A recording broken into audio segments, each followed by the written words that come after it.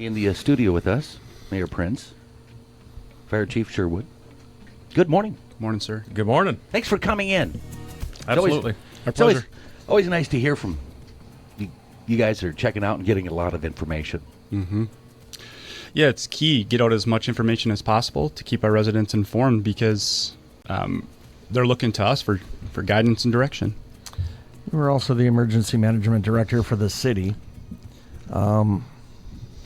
How important is it to maybe wait a half an hour and get the right information out as opposed to getting the wrong information out quickly?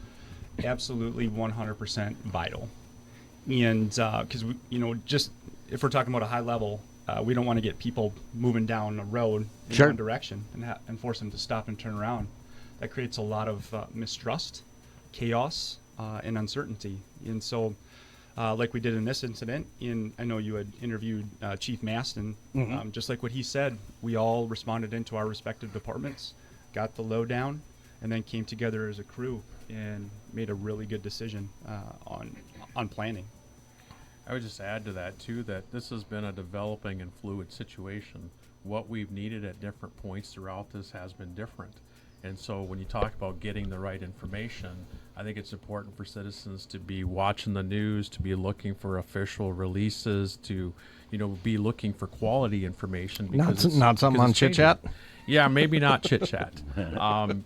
Maybe more like an official source because, things like the shelter, that is now transitioned first from being overnight to then just being a resource center for the day. And now some of those operations, the majority have moved over to the First National Bank building the city bought there downtown. So if you're not, catching that, you might show up to the wrong place expecting the wrong thing. And we're going to see more of that as the situation develops. Justin, what was your response to the plan? Because you got a plan for everything. Yeah. But every event is different. What was your thoughts of how things kind of happened on Saturday? Chaotic, quick, but I'll also say smooth. As as your city's emergency manager, it's a position in which I take a lot of pride in, but it's only because of the people I get to work with and stand shoulder to shoulder with. We always have a plan, right? And it very similar to what Chief Maston said. It's a high level plan, very, very basic, that gets the wheels rolling. But when you come together with key people initially, or what we call in the fire service, you do a scene size up, a 360, and then you create an incident action plan.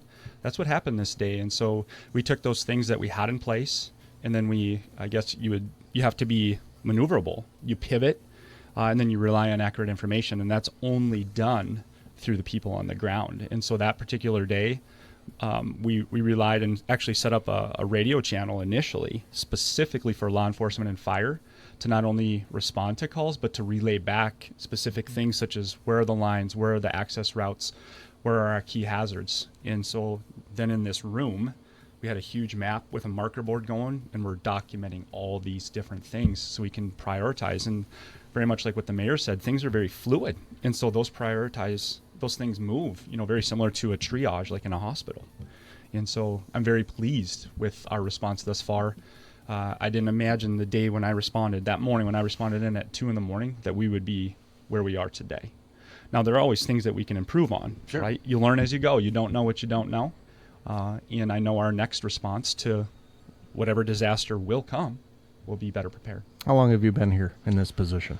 This position, I just starting my 5th year. So February 28th was my 5th year. So you weren't here in 2012, the last time we had one of these. So I was a fire captain with the fire department. So I've been with the organization since 2002, but not in a leadership type role, just as what I would say, boots on the ground, responding to calls. How did 2012 help this past Saturday?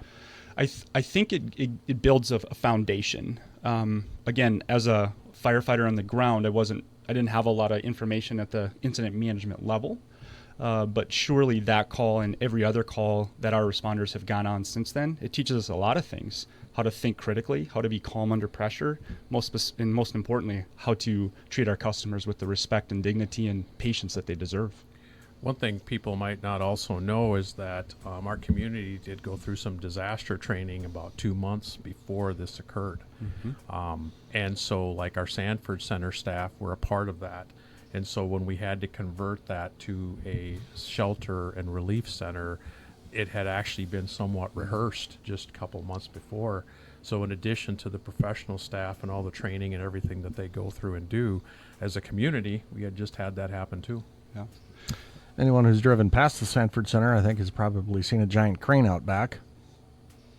Is that something because of Saturday, or was that something from before? We have some pretty extensive damage at the Sanford Center. We're still in the assessment period, but the roof over the arena was very heavily compromised. Got a lot of water damage in there, the suites, those parts of the center. Fortunately, the conference center was pretty secure, which is what was used as the overnight shelter, but we got a lot of damage. We got some flooring issues in there. There's just a lot going on. There's equipment that was on the roof that's now on the ground, and so I give the Sanford Center staff a lot of credit, first for responding immediately, and they were back there cooking and converting and just doing all the stuff they had to for the shelter. At the same time, they were securing the roof best as they could to prevent further damage and those kinds of things. And in the not too distant future, we'll start shifting to repair. I would hesitate to even try to give you a dollar estimate on what it is, but it's significant. Well, it is a giant building. With a giant flat roof. Right. Yeah. To build off of what he was saying about the training that was done, we, as an emergency management team as a whole, we had Red Cross, Beltrami County Health, and Shelter Services, the wheels turning on that probably at 4 a.m. Wow. They were here setting up a shelter before the sun came up. Wow. And that's how efficient this process was. And that only happens due to familiarization and training. So like the mayor said, everyone involved was vital, but we have to throw a special shout out to Bobby and his team. Absolutely. Amazing, amazing group of individuals. And one thing I'd like to add about the EOC, I was in there a few times during the disaster. And of course, it's not my role to be in the middle of that. That's what staff do. But I was there for a couple different reasons. And so, just watching the interactions, watching the level of professionalism, the commitment to community, and just the teamwork. And we had city staff, we had some county folks in there, we had some state folks in there, and there wasn't, hey, wait a minute, that's the county's job, not the city's job, or vice versa.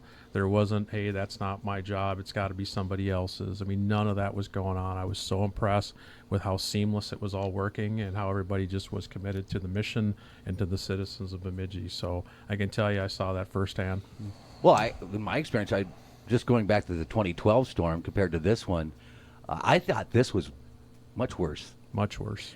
However, hats off to the electric companies, the power companies, the city, the county, because it was only a few days where the majority of the population didn't have power.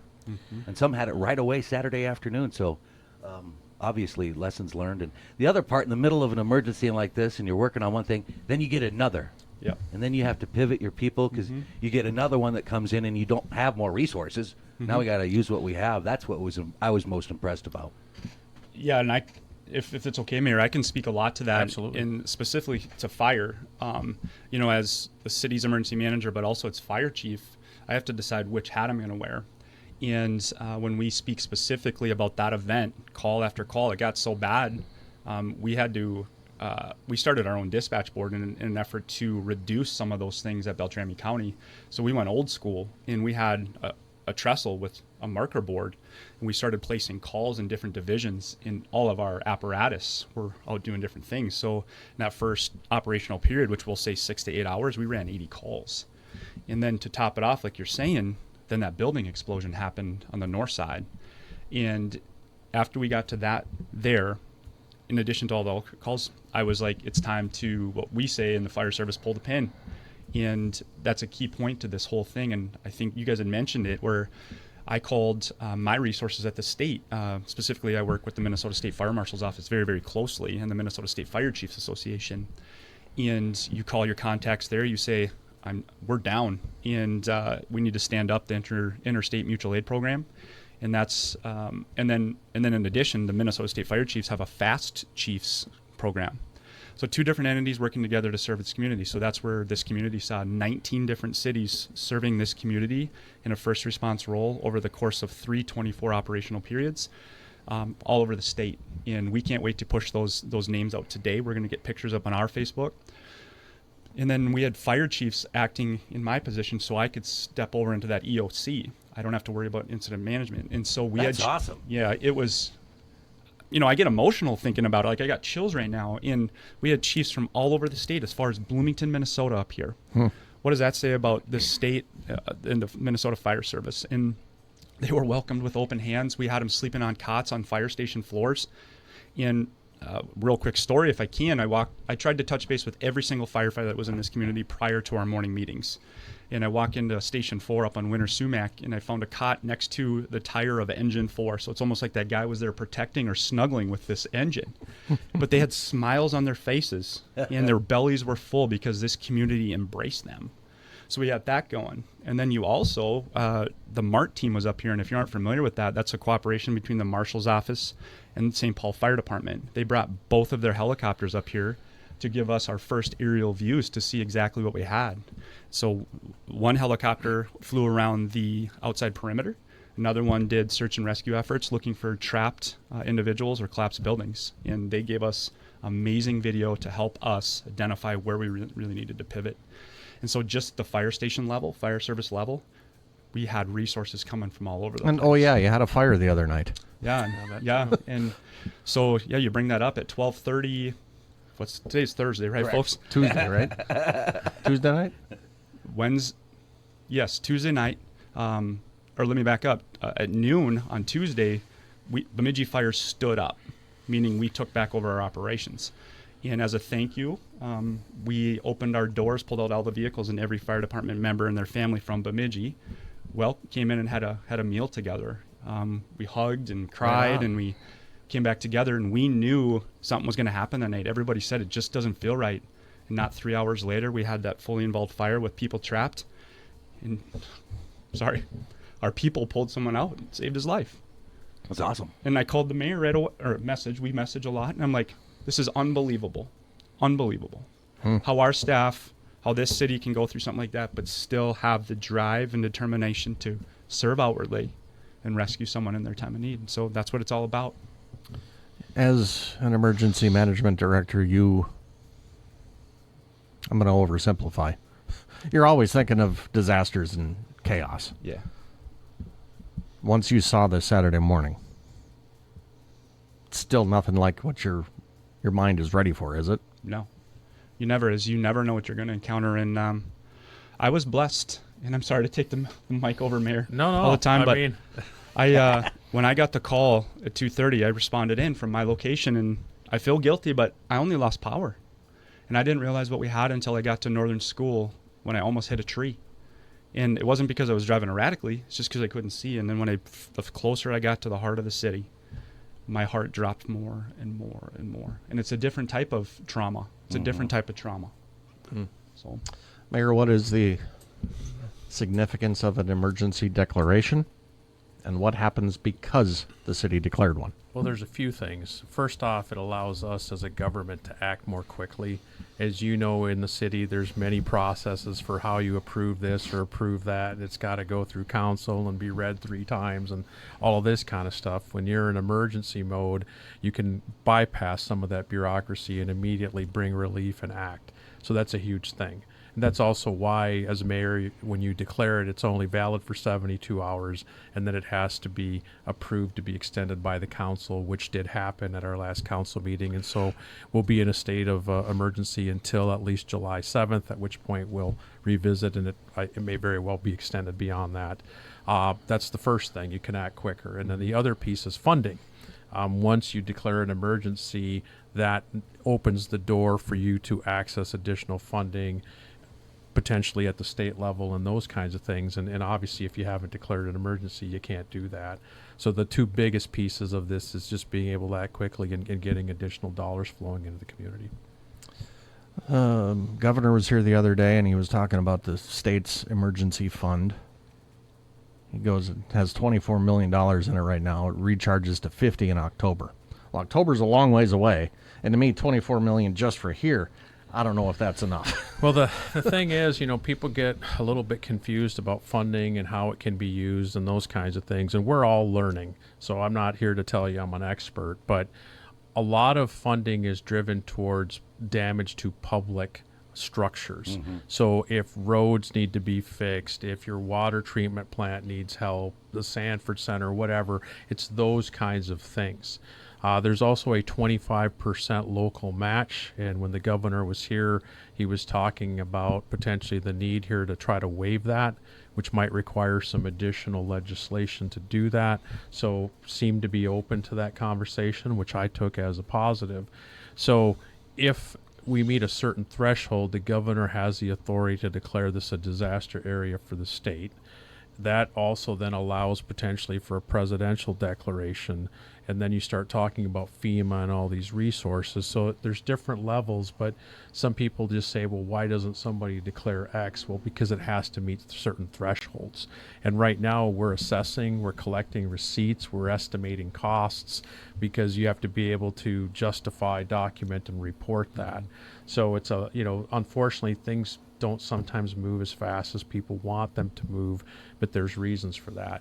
Every level of government I've been working with, be that the federal, the state, the local, the county, I can tell you everybody's moving as fast as they reasonably can. Nobody's dragging their feet here, but there is a process. And I think this is day 6, I think. People have to keep that in mind, like it's been 6 days. And we know there's people that need help. We know there's people that's hurting. Things like the United Way Relief Fund that's come online, I know has begun and continues to help a lot of people. But there's different damages, different resources, and they're all trying to be weaved here to get as much aid out there as we can. And a tree down in someone's yard is not covered by any of this. No. And you're right. And this is, you're kind of segueing into something that I did want to put out there, because, we kind of go through this whole process where first it's just shock. Then it's, let's just get functional. And then you start moving into rebuilding and truly recovery. And so when you start talking about trees, we have a lot of people in our community from outside our community that are providing tree service. You have to be licensed to work in the city. So we didn't want to get in the way of people getting help. So we've basically been trying to chase licensing on the backside, predominantly because we want to vet people to make sure they're a legitimate business and people aren't being taken advantage of. So if you go to the city website, you'll find a updated list of those tree removal companies, whether they're in or out of the city, who have been licensed. Now, that tells you they're a legitimate business. What you negotiate with a specific tree removal company is like any other service you buy. We're really telling people, please use caution, please use wisdom as you're selecting providers, because just because someone tells you insurance is going to cover it does not mean that it will, because there are some generalities, like you said, that generally tree removal doesn't get covered by insurance companies unless it's damaging the structure. Right. Correct. But every policy is a little different, so you need to know what your policy says. And, I would never tell someone, hey, because a contractor told you X is covered, that it's going to be legitimate. You need to vet that. So you should be vetting your contractor. You should be vetting the tree removal service. You should be looking at your policy. The city's got a small piece of that by telling you who's licensed. So that's the first step. But there are other things you need to do. Justin, as a fire chief, we all know what happens when trees go down. Yeah. Not good things, Right. generally speaking. How big of a problem down the road are we going to have? So that's part of this whole emergency management plan, and so I appreciate you bringing that up. It's not just about the initial, but we have to think weeks, months, and years down the road. And to be quite frank, we're still dealing with the 2012 storm, or 2 storm, or whenever that was, with the trees down. It's something that I think about often, especially in the wildfire season, because those areas where those trees have gone down are hard to reach places, which means if a fire starts there, it's a hard to reach place. And so those trees remain in those positions. Fires will get in those positions. They will sometime. And so, yeah, it's consideration.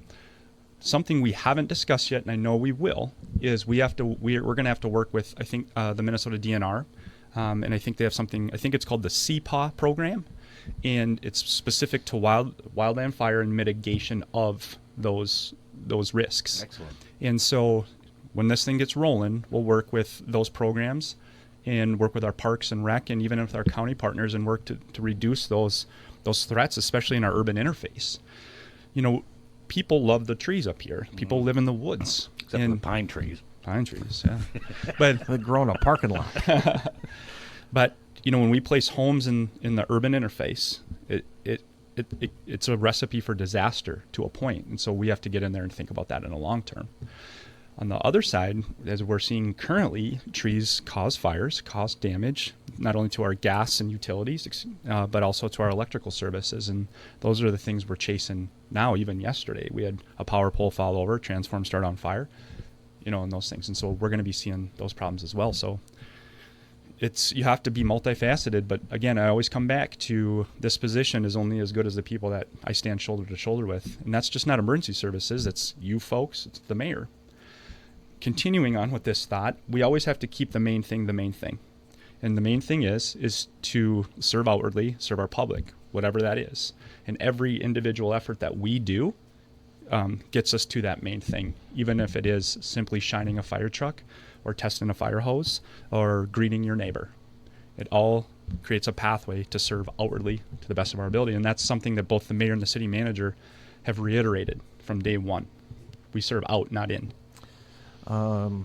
You and Bemidji Ambulance and a lot of different entities are going to have to respond if something happens while removing trees with chainsaws, and people that 100%. may not know what they're doing with a chainsaw could also, as you're dealing with that root ball, deal with some gas lines or who knows what. 100%.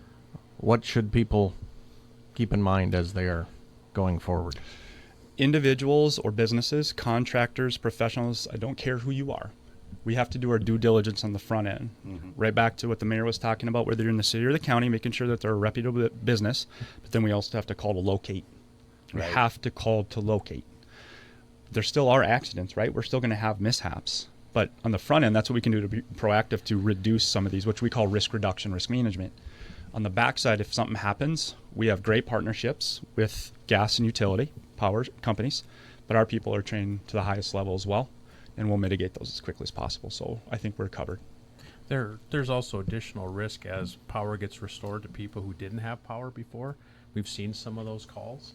You know, you don't necessarily think you have a problem till the power's back on, and now you realize you do. Right. You know, so I think, you know, as power's coming back on to those folks that still don't, you have to be really paying attention, because you can't assume everything is good even if you think it looks good. Absolutely. Well, thanks for stopping by. And, Mayor, I said on air I was going to ask you this. Where's the city limit in Lake Bemidji? yeah. Well, I can tell you that really the functional city limit is the shoreline. And really the rest of it's county DNR kind of folks. I mean, as you know, you don't see the city BPD out on boats enforcing laws in the middle of Lake Bemidji. But, you know, these are interesting questions because we are in uncharted territory. So there are plenty of questions we're being asked where we have to say, let me think about that for a minute and let me go get you an answer. There you go. Because that's never been asked before, because there's never been a reason to ask it before. So I'm not going to stand here and tell you I know all things, but I got a great team here that works hard on behalf of the citizens. And if we don't have the answer, we'll get you it. Well, excellent work. We appreciate it, and you guys can come back anytime and give us further updates. All right. Thank you.